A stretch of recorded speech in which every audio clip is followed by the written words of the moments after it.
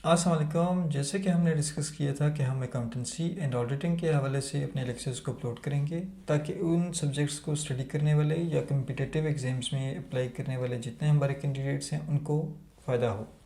आज सबसे पहले हम देखेंगे कि अकाउंटेंसी है क्या। बेसिकली ये एक वास्ट टर्म है जो कि यूज़ की जाती है। ये एक सब्जेक्ट का नाम नहीं है बल्कि इसके अंदर मल्टीपल सब्जेक्ट्स शामिल हैं, जैसे कि accounting, tax, audit, laws, finance, business studies, book keeping. ये तमाम के तमाम सब्जेक्ट्स एक ट्री के अंदर आ रहे हैं जिसको हम कहते हैं अकाउंटेंसी।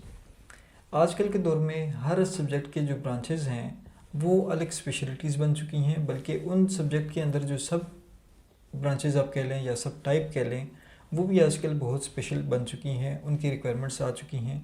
उसमें मेन रीज़न ये है कि आपके पास जो रिसर्च की ग्रोथ आ रही है, उसके अलावा आपकी नॉलेज की एक्सटेंशन आ रही है, तो बहुत डेप्थ नॉलेज इसमें कन्वर्ट होता जा रहा है। फॉर एग्ज़ाम्पल अकाउंटिंग की अगर हम बात करें तो इनकी मेन 3 ब्रांचेस हैं, मेन 3 टाइप्स हैं जिसको हम कहते हैं financial accounting, cost accounting, management accounting. Tax के अंदर आपके पास डायरेक्ट टैक्स शामिल है, इनडायरेक्ट टैक्स शामिल है। ऑडिट में अगर आप देखते हैं तो यहाँ पर आपके पास इंटरनल ऑडिट और एक्सटर्नल ऑडिट शामिल हैं। लॉज में भी आपके पास कंपनी लॉज हैं, फिर मर्केंटाइल लॉज हैं, फिर मर्केंटाइल लॉ के अंदर डिफरेंट लॉज हैं, contract act, partnership act, negotiable instruments. Finance में भी सेम यही सिचुएशन है, बिजनेस स्टडीज़ में भी, बुक कीपिंग में भी। तो ओवरऑल कहने का मतलब ये है कि आजकल के दौर में हर ब्रांच के सब ब्रांचेस को भी आजकल एक स्पेशलिटी हासिल है। फॉर एग्ज़ाम्पल अगर हम सिर्फ बात करते हैं अभी डायरेक्ट टैक्स की, तो डायरेक्ट टैक्स में मल्टीपल टैक्सेस हैं जिनको हम यहाँ इसमें स्टडी कर सकते हैं। लेकिन एक main direct tax, income tax individual के लिए सेपरेट है, कंपनीज के लिए सेपरेट है, पार्टनरशिप फर्म्स के लिए सेपरेट है। तो एक ही इनकम टैक्स ऑर्डिनेंस है आपका, लेकिन उसकी एप्लीकेशंस जो है वो नेचर ऑफ बिजनेस के हवाले से या नेचर ऑफ पर्सन के हवाले से वो डिफरेंस क्रिएट करती है।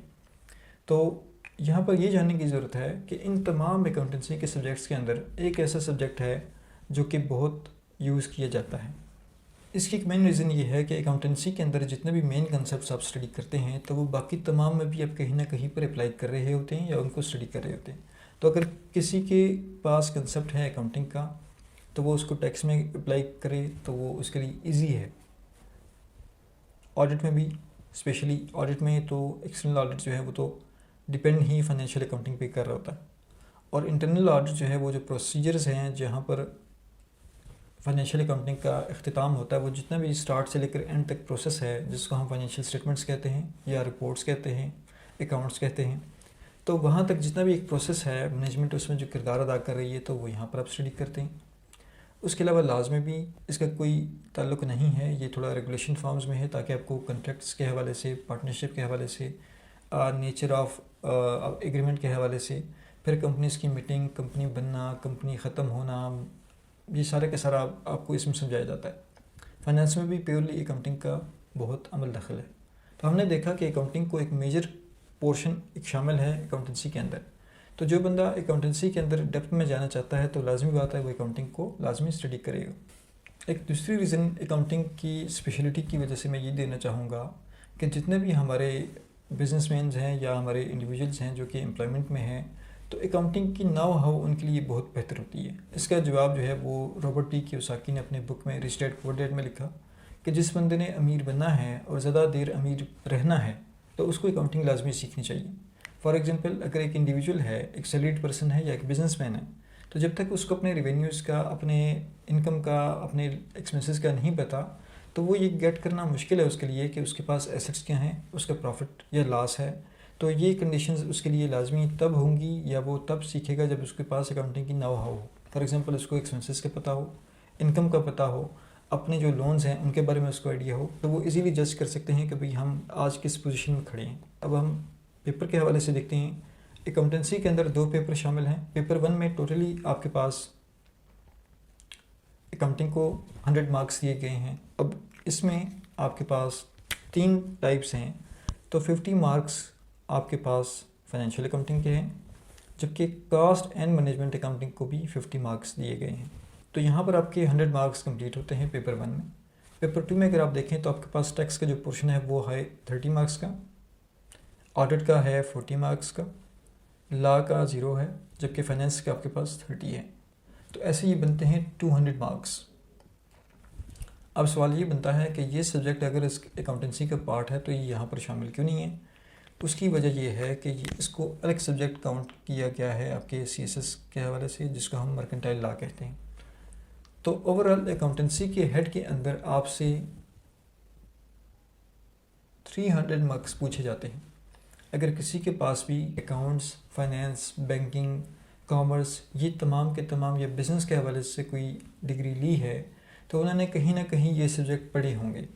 तो उनके लिए बड़ा इजी है कि आप अगर इन सब्जेक्ट को चूज़ करते हैं या इस ग्रुप को चूज़ करते हैं तो इसमें नंबर गेन करना आपके लिए बड़ा इजी है। और इसमें इजीली अगर आपके पास कंसेप्ट्स हैं तो आप 60% से लेकर 90% तक आप इजीली गेन कर सकते हैं।